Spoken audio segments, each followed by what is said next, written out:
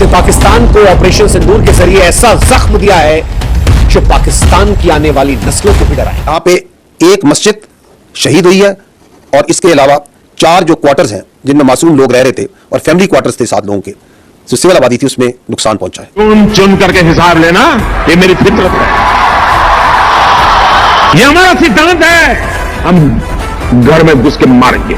आपके मासूम जो शहीद हो रहे हैं उनसे अल्लाह की मुलाकात होगी, दुनिया में उन पर क्या बीती इस पर भी बात होगी।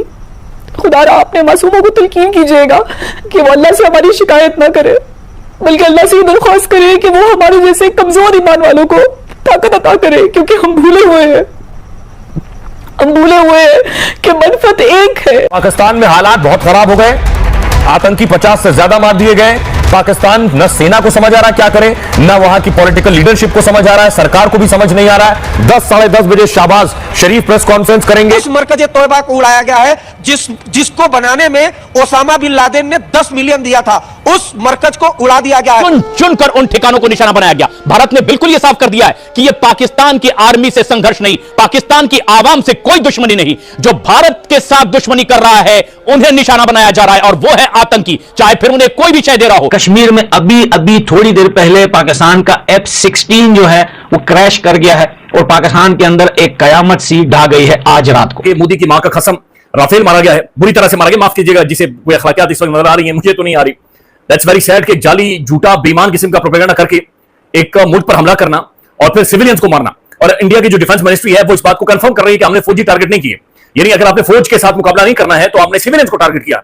मदरसे के बच्चों को शहीद किया गया है, मदरसों को और मस्जिदों को शहीद किया गया है। टेंशन और बढ़ गई है और पूरे इलाके में स्टेबिलिटी खतरे में पड़ गई है। भारत के हवाई हमले में 70 आतंकी के मारे जाने की खबर सामने आई है। रात में ही एयर स्ट्राइक किया गया, 1:36 पर यह एयर स्ट्राइक हुआ है मॉनिटरिंग सिंदूर के तहत। भारत ने पूरी प्लानिंग से पूरा बिल्कुल जो है पिन टारगेट था, किसी सिविलियन को नहीं मारा। जैश के ठिकानों को निशाना बनाते हुए अजहर मसूद की खबर आ रही है कि अजहर मसूद भी जो है वो बंबू हो चुके हैं बहावलपुर में। इंडिया ये कह रहा है कि उनका ऑपरेशन सिंदूर था, लेकिन सिंदूर तो लगाया गया है, लेकिन सिंदूर के बाद जो इंडिया विधवा हुआ है और इंडिया को जो विधवा बनाने का ऑपरेशन है वो बाकायदा से जारी है। ये सिंदूर उतरेगा, ये सिंदूर मिटाया जाएगा और ये पत्थर के साथ रगड़ रगड़ कर ये सिंदूर मिटाया जाएगा। ये राफेल की कालक के साथ ये सिंदूर मिटेगा। एयर स्पेस है वो बंद कर दी गई है, लाहौर की भी, कराची की भी, इस्लामाबाद और कई दूसरे सिटीज में। साथ साथ भारत का ब्रिगेड हेडक्वार्टर जो है उसकी न्यूज आ रही है कि वो तबाह कर दिया गया है। कुछ इस वक्त पाकिस्तान के ऊपर इल्जाम लगाया जा रहा है, इसकी हकीकत नहीं है, लेकिन भारत एक मौके की तलाश में था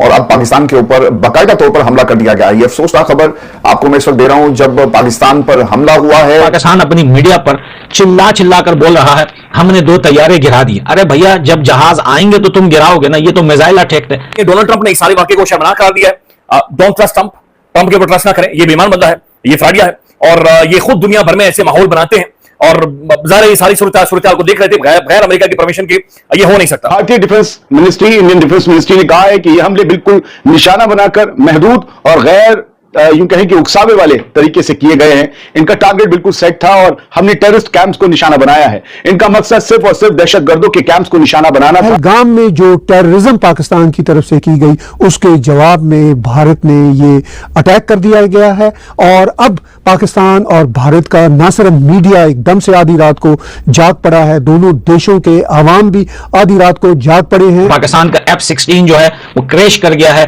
कश्मीर के अंदर और इस टाइम जो है जंग जारी है। पाकिस्तान तो गीदड़ बख्तियां मार रहा है कि हम इसका जवाब जरूर देंगे। मैं कहना चाहूंगा कि वक्त आ गया कि हम सब एक हो जाएं, चाहे हम पख्तून हो, पंजाबी हो, सिंधी हो, बलोची हो, कश्मीरी हो या गिलगिती हो, हम सब एक ही नाम है पाकिस्तान। हमारा खून, हमारी धड़कन, हमारा वकार सब कुछ पाकिस्तान से जुड़ा है। भारत की तरफ से ये जो हमला किया गया पाकिस्तान पर, अब सवाल ये उठा था कि पाकिस्तान इसका कब जवाब देगा। तो पाकिस्तान ने भरपूर तरीके से इस हमले का जवाब दिया और खबर ये आ रही है कि 2 जहाज पाकिस्तान की तरफ से जी गिराए गए हैं। एक भारतीय जहाज भिंडा और एक जहाज अखनूर में गिराया गया है पाकिस्तान की फिजाइया ने। इस वक्त पूरी दुनिया हाई अलर्ट है, दुनिया भर की तमाम एम्बेसीज हाई अलर्ट है। खबर यह नहीं है कि इंडिया ने हमला किया है, खबर यह है कि उसके बाद क्या हुआ है। सिक्योरिटी सोर्सेज क्या कह रहे हैं कि अभी इंडिया के अंदर क्या हो रहा है। इस वक्त आजाद कश्मीर के अंदर तकरीबन 300 से 400 जंगी जहाज हवाओं में है। पाकिस्तान की सरहदों के ऊपर पाकिस्तान के तमाम फाइटर का आगाज कर दिया है। DGISPR की भी इस वक्त जो है कुछ देर पहले उन्होंने जियो न्यूज और दूसरे टीवी चैनल्स के साथ भी बात की थी और उनका यही कहना था कि जी जो कैजुअलिटीज हुई हैं वो सिविलियंस की हैं। एक बच्चा जो है अभी तक वो मारा गया है और उसकी जान गई है और साथ ही कुछ लोग जख्मी हुए हैं। तो ये अफसोस जताया जा रहा है कि जी कैजुअलिटीज जो है वो सिविलियंस की है। एक बड़ी अहम खबर क्योंकि मेरे पास पहुंची, इसलिए मैंने आरजू को रोका है कि अभी तक जो कंफर्मेशन आई है कि कहां कहां पर अटैक हुआ है वो मैं आपको बताना चाहता हूं। मुरीद के भी अटैक हुआ है। मुरीद के वो जगह है जो हाफिज सईद के हवाले से याद किया जाता है। लाहौर के करीब ये इलाका वाक़या है, वहां पे भी। और ये खबर मैं आपको जो दे रहा हूं, ये मैं कोई अपनी तरफ से नहीं दे रहा हूं, बल्कि कंफर्म हुई है कि 5 मुकामात पर मिसाइल दागे गए, जिसमें कोटली है जिसको हम आजाद कश्मीर कहते हैं, अहमदपुर शर्किया नियर टू बावलपुर, मौलाना अजहर का इलाका काउंट होता है। वैसे तो पूरे बावलपुर की बात की जाती है। जो कुछ इस वक्त पाकिस्तान के ऊपर इल्जाम लगाया जा रहा है इसकी हकीकत नहीं है, लेकिन भारत एक मौके की तलाश में था। अस्सलाम वालेकुम जी, कैसे हैं आप लोग। तो आज हम बात करेंगे आईपीएल और पीएसएल के मैचेस के बारे में कि क्या आईपीएल और पीएसएल के मैचेस पोस्टपोन किए जा रहे हैं due to the current unstable situation between 2 neighbouring countries. PSL जिसमें अभी तकरीबन 10 मैच पड़े हैं और आईपीएल जिसमें अभी तकरीबन ग्रुप स्टेजेस के भी काफ़ी मैच पड़े हैं, उसके बाद फिर प्ले ऑफ है। And you know IPL such a big tournament like that. तो देखते हैं कि अब पाकिस्तान और जो इंडिया है, क्या ये पीएसएल और आईपीएल को कंटिन्यू रख पाएंगे कि नहीं। इस पर हम आपके लिए पाकिस्तान मीडिया का रिएक्शन लेकर आएंगे। पाकिस्तान मीडिया का इसके बारे में क्या मौक़िफ़ है कि क्या वो चाहते हैं कि पीएसएल मतलब कि कंटिन्यू रहे, पीएसएल के मैचेस जिस बहारों से हो रहे थे वो बहार लगी रहे, वो मेला लगा रहे, लोग एंजॉय करते रहें। और दूसरी तरफ अब हम आईपीएल के मैचेस के बारे में देखेंगे कि आईपीएल के मैच जिस तरह से हो रहे हैं कि क्या लोग चाहते हैं कि आईपीएल के मैचेस भी होते रहें, उनके जितने ग्रुप स्टेजेस के मैचेस रह चुके हैं, या फिर उनके प्लेऑफ की बारी आएगी और फिर इस तरह से जो सिस्टम चलेगा उसके बारे में भी हमें देखना पड़ेगा। अब हम देखते हैं कि मज़ीद इसके बारे में हमें क्या अपडेट मिलती है। तो जैसे ही कोई अपडेट मिलती है हम ज़रूर आपके साथ अपने इस चैनल पर शेयर करेंगे।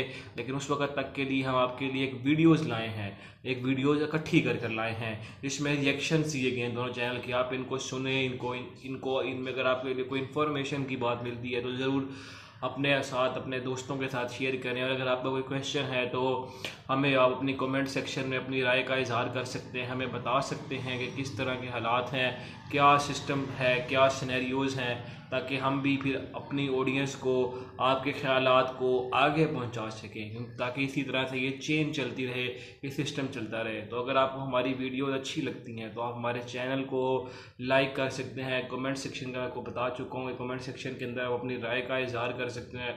उसके बाद कहते हैं कि आप हमारे चैनल को सब्सक्राइब कर सकते हैं, बेल आइकन के बटन को दबा सकते हैं, ताकि हमारी फिर लेटेस्ट वीडियो जो हम रेगुलर डालते हैं वो आप तक पहुंच सकती रहेंगी। क्योंकि अगर आप सब्सक्राइब नहीं करेंगे या बेल आइकन के बटन को नहीं दबाएंगे तो फिर जो लेटेस्ट वीडियो का नोटिफिकेशन है वो आप तक नहीं आएगा, और इस तरह जो लेटेस्ट वीडियो होगी, जो लेटेस्ट हमारी न्यूज़ होगी वो आप तक नहीं आएगी।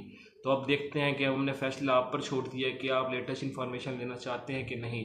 तो उस वक्त तक के लिए मुझे और मेरी टीम को दीजिएगा इजाज़त। अल्लाह निगहबान।